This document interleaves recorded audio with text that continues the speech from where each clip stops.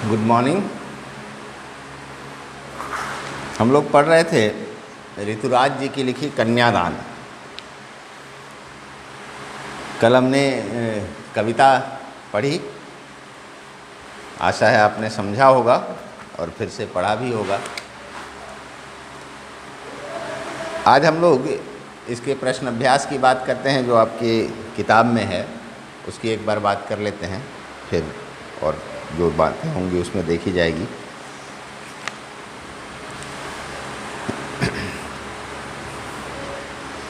पहला प्रश्न है, आपके विचार से माँ ने ऐसा क्यों कहा कि लड़की होना पर लड़की जैसी मत दिखाई देना। उसमें कहा है कि लड़की होना लेकिन लड़की जैसी दिखाई मत देना, तो ये क्यों कहा होगा। तो जैसा हमने पाठ पढ़ते समय ये बातें हुई थी कि लड़कियों का जो गुण माना जाता है, लड़कियों को समाज एक नज़र से देखता है जिसमें माना जाता है कि उनकी कोमलता, उनकी लज्जा, उनका पर्दे में रहना, ये सब एक स्वाभाविक गुण होना चाहिए लड़कियों में। तो यहाँ माँ ने अपने अनुभवों के आधार पर जो जीवन में उसको मिला था, जो अनुभव मिले थे उसके आधार पर अपनी बेटी को वो सीख दे रही हैं कि लड़की होना पर लड़की जैसी दिखाई मत देना।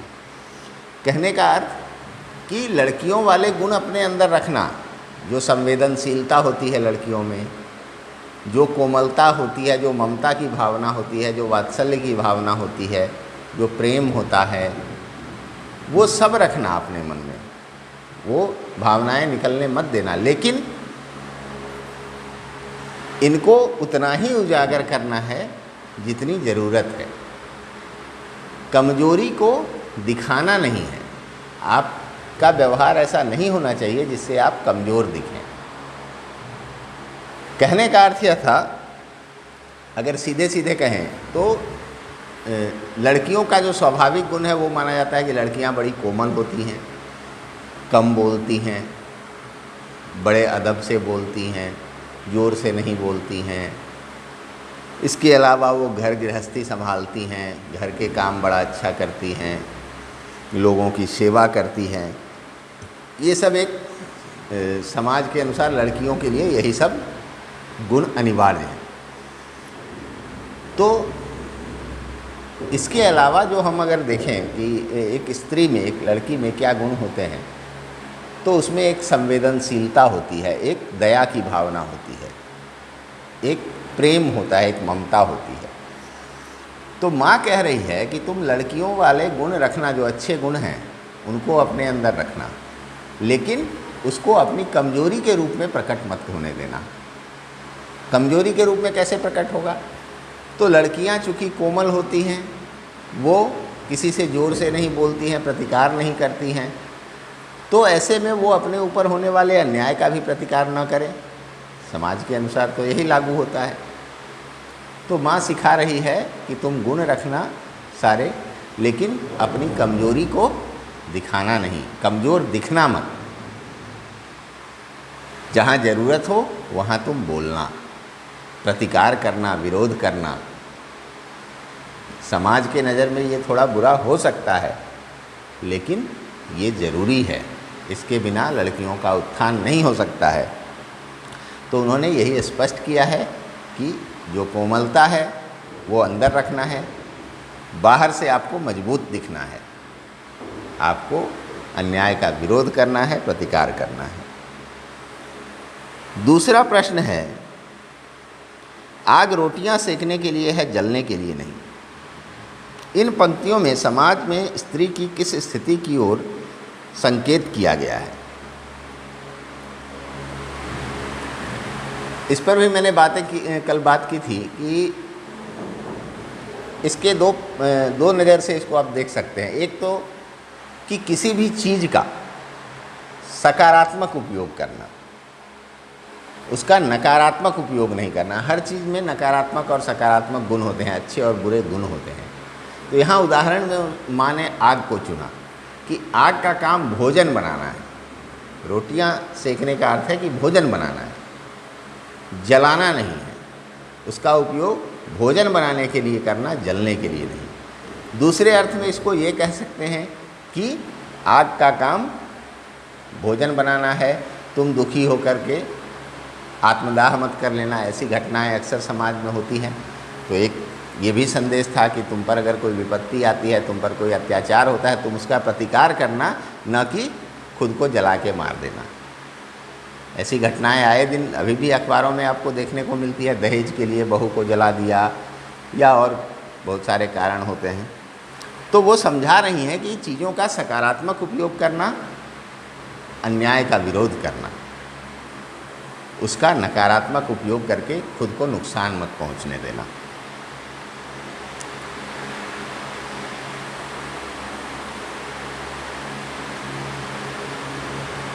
इसको आप ऐसे भी देख सकते हैं कि हमारे अंदर जो क्षमताएं होती है, थोड़ा सा मैं इससे अलग जा रहा हूँ कि हमारे अंदर जो क्षमताएं होती है उनका कई तरह से उपयोग हो सकता है। उनका अच्छा उपयोग भी हो सकता है और बुरा उपयोग भी हो सकता है। आप में अगर बल है तो आप किसी की मदद भी कर सकते हैं और किसी को कष्ट भी पहुंचा सकते हैं। तो मदद पहुंचाने वाला काम अच्छा होता है। स्त्रियों में गुण होते हैं, आकर्षण होता है, तो उसका उपयोग करके किसी को नुकसान भी पहुंचाया जा सकता है और लाभ भी पहुंचाया जा सकता है।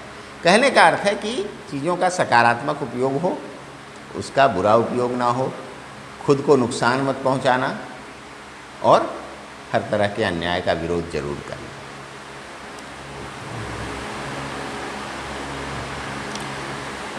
उसके बाद है, अच्छा उसी में दूसरा प्रश्न है, माँ ने बेटी को सचेत करना क्यों ज़रूरी समझा?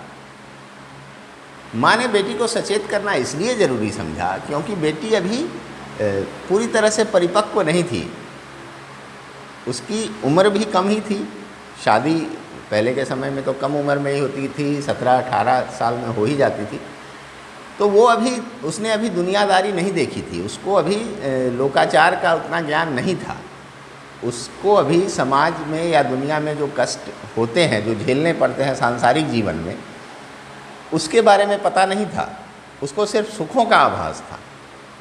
तो ऐसी स्थिति में माँ ने उसको सचेत करना ज़रूरी समझा ताकि वो आगे जब वो सांसारिक जीवन जिएगी, जहाँ उसको स्वयं निर्णय लेना पड़ेगा, वहाँ वो ठीक निर्णय ले सके, अपने ऊपर होने वाले अत्याचारों का विरोध कर सके, जो गलत चीज़ें हैं उसका विरोध कर सके और अपने जीवन को सुरक्षित रख सके, अपने आप को सुरक्षित रख सके, शोषण से बची रहे।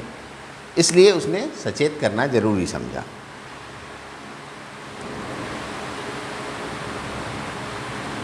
पाठिका थी वह धुंधले प्रकाश की, कुछ तुकों और कुछ लयबद्ध पंक्तियों की। इन पंक्तियों को पढ़कर लड़की की जो छवि आपके सामने उभर कर आ रही है उसे शब्दबद्ध कीजिए।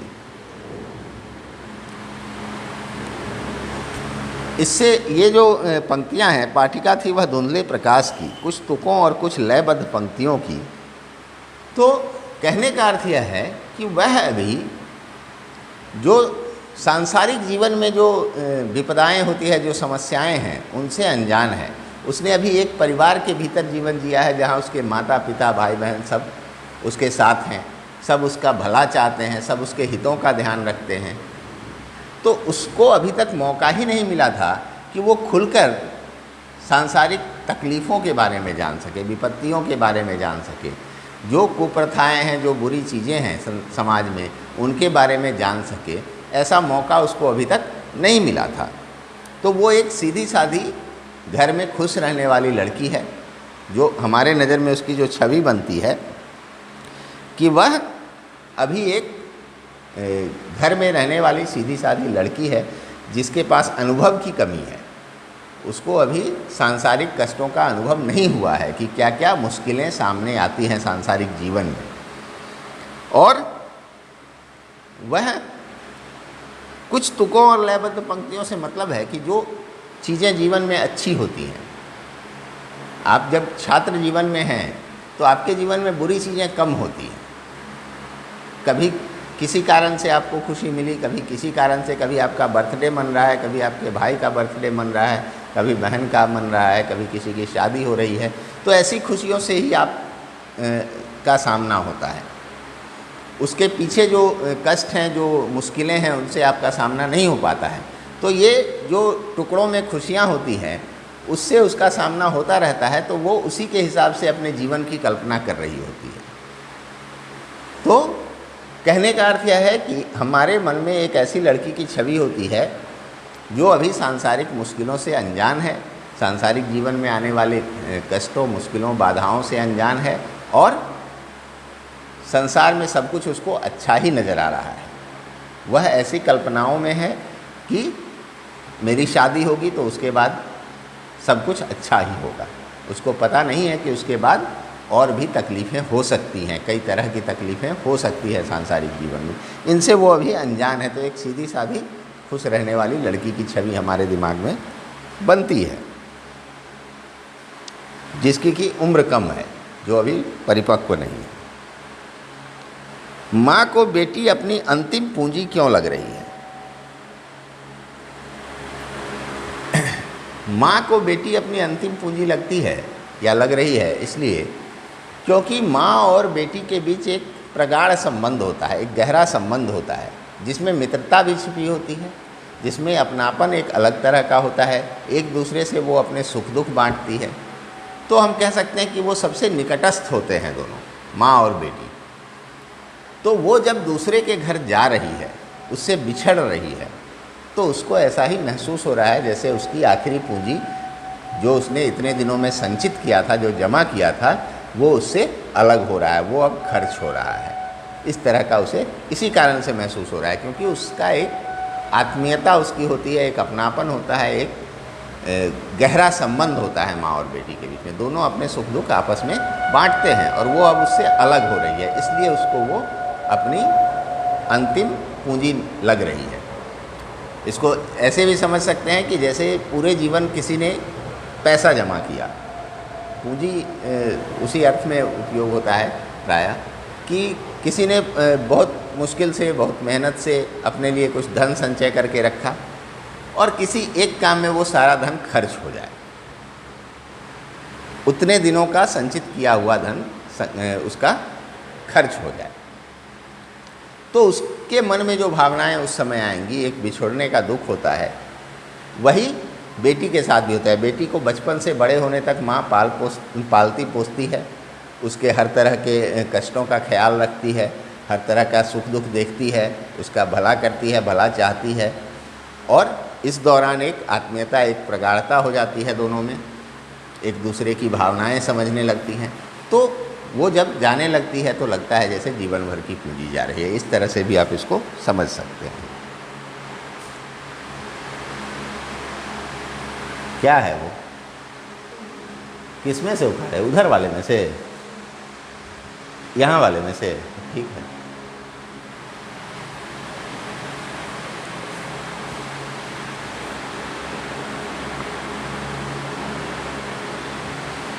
ठीक है।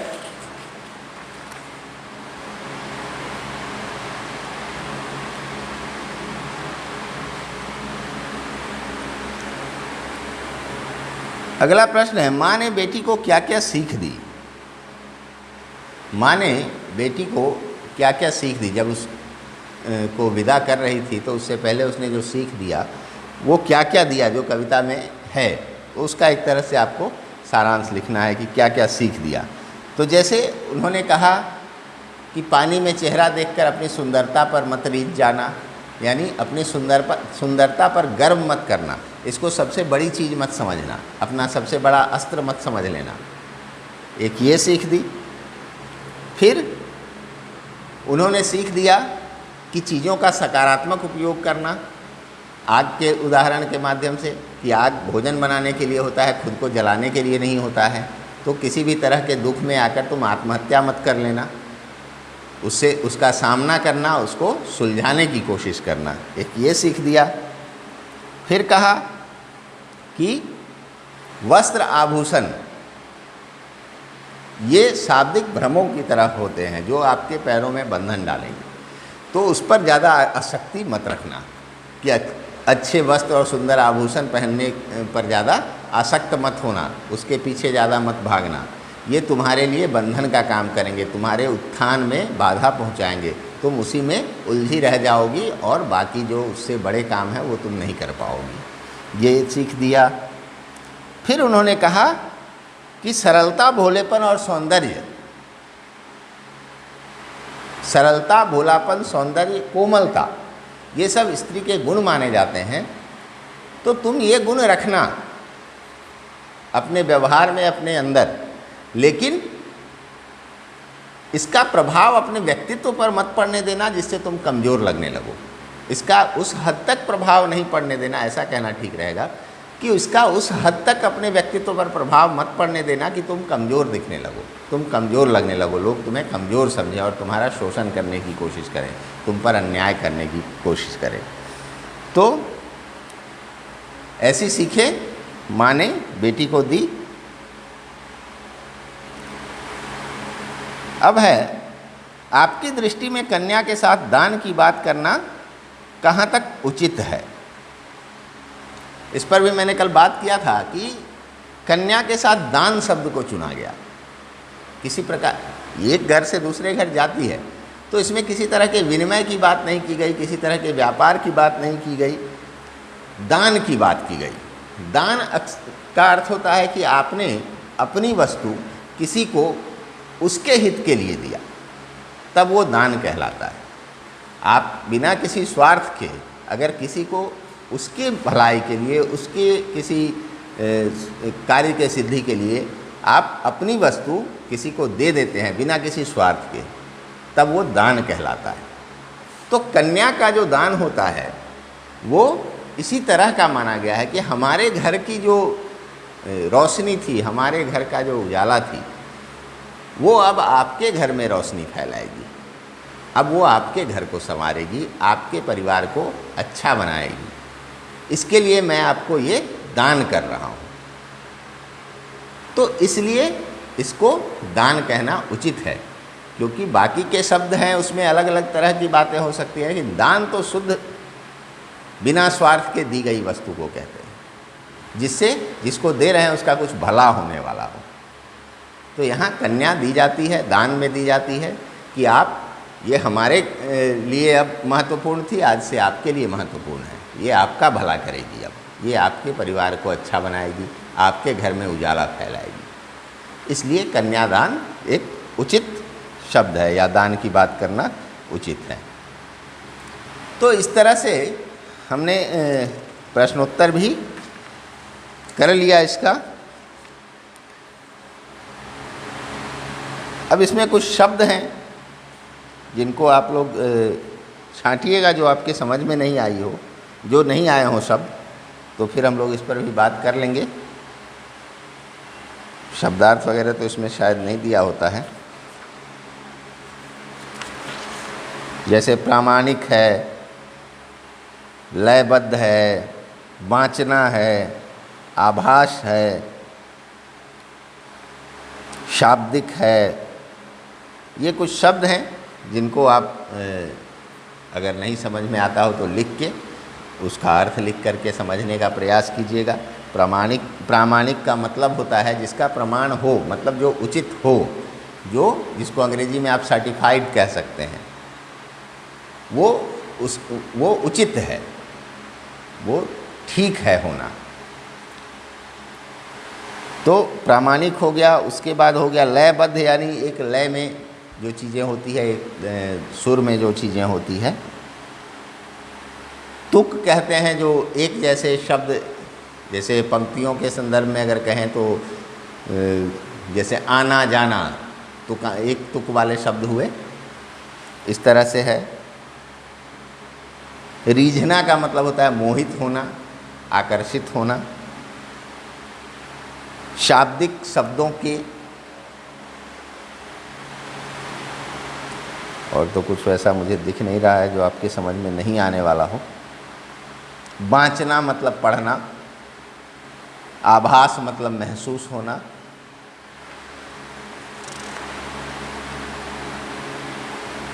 तो ठीक है। ये जो है इसमें एक और छोटी सी कविता दी हुई है, मैं लौटूंगी नहीं। मैं एक जगी हुई स्त्री हूँ, मैंने अपनी राह देख ली है, अब मैं लौटूंगी नहीं। मैंने ज्ञान के बंद दरवाजे खोल लिए हैं, सोने के गहने तोड़कर फेंक दिए हैं। भाइयों, मैं अब वह नहीं हूँ जो पहले थी। मैं एक जगी हुई स्त्री हूँ, मैंने अपनी राह देख ली है, अब मैं लौटूंगी नहीं। तो आप इस पर कुछ लिख सकते हैं कि जो कन्यादान कविता है उससे इसका कोई संबंध अगर आपको लगता है तो आप लिखिए। संबंध है, आप प्रयास कीजिएगा इसको लिखने का कि इससे इस कविता को आप कैसे जोड़ते हैं, इसीलिए ये दी गई है यहाँ। चलिए, तो आज हम लोग इतना ही रखेंगे। धन्यवाद।